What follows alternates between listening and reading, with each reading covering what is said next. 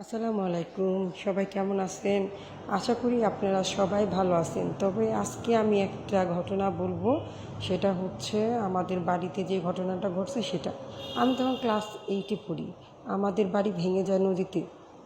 তার কারণে আমরা দূরে এক জায়গায় বাড়ি করি। যেখানে বাড়ি করতে যাই সেখানে হচ্ছে পুরো মাঠ ছিল, মাঠের মতন। সব বাচ্চারা ওখানে ওই এলাকার বাচ্চারা ওখানে খেলাধুলা করতো, মানুষ আর কি খেলাধুলা করতো। তো আমাদের বাড়িটা ছিল বিশাল মাঠের মতন, একটা গাছ ছিল না, কারণ যেহেতু নতুন বাড়ি, চকের মধ্যে বাড়ি করব, পরবর্তীতে গাছ হয়েছে। পরে দেখা যায় যে বাড়ির পাশে একটা বাঁশ চোপ ছিল, 7-8টা মতো বাঁশ এরকম আর কি, ঘরে কোনা, মানে বাড়ির কোনা ছিল। তো যেহেতু আমরা ঘর উঠাইবো, ঘর তুলবো, তো ওইখানে করছে কি যে বাঁশগুলা কাইটে ফেলানো লাগবো আর কি। তো চারিদিকে নিস্তব্ধ, কোনো বাতাস নাই, কিছু নাই। তো এখন হচ্ছে কাটার সময়, বাঁশ কাটবো, বাঁশ কাটার লুকাইছে, এখন বাঁশ কাটতেছে।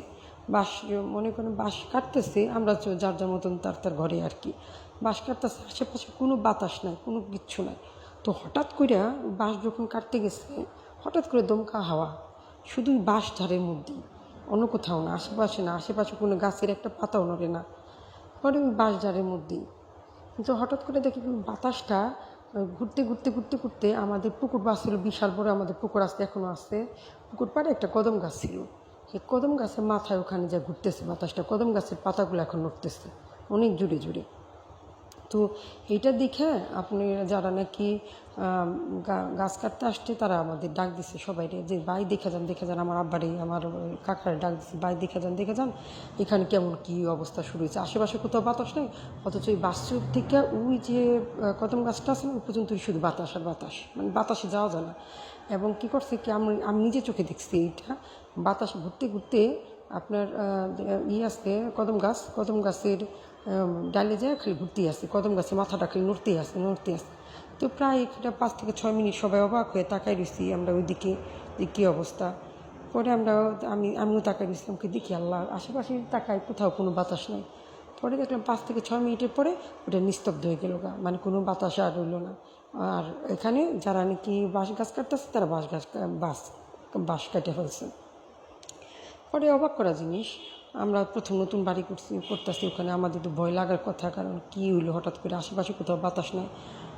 পরে আমরা হুজুরকে জানাই, আমাদের স্থানীয় এক হুজুরকে, যে এরকম আমরা প্রথম তো এখানে আসছি, তো এখানে এখন এরকম বাতাস দেখা যেতেছে। পরে হুজুরে বলে যে আমি আসছি, ব্যাপারটা একটু দেখে নিই, তারপর আপনাদেরকে জানাইতেছি। পরে হুজুরে বলে যে এখানে বাইরা থাকতো, সাপরা থাকতো আর কি, এইভাবে বলছে যে বাইরা থাকতো, কিন্তু ওদের বাসা আপনারা আঘাত করছেন। এখন ওরা করছে কি, ওই যে কদম গাছের ওখানে যায় বাসা করতেছে। আপনারা এক কাজ করেন, যত তাড়াতাড়ি পারেন একটা মিলাদের ব্যবস্থা করেন, আর বাসায় ছোটোখাটো সমস্যা দেখা দিতে পারে, আপনারা কেউ ভয় পান না, আমি পরবর্তীতে কিছু রিজাল্ট দিয়ে দিব না আপনাদের জন্য। পরে আমরা পোলাপান মানুষ, তখন ক্লাস 8-এ পড়ি, বয়সী বা কতটুকু, আর আমার ভাই বোনেরা সব ছোটো ছোটো। পরে আর কি এভাবেই রয়েছে। আল্লাহ হাফেজ, আগামীতে আরেকটা গল্প শোনাবো ইনশাল্লাহ।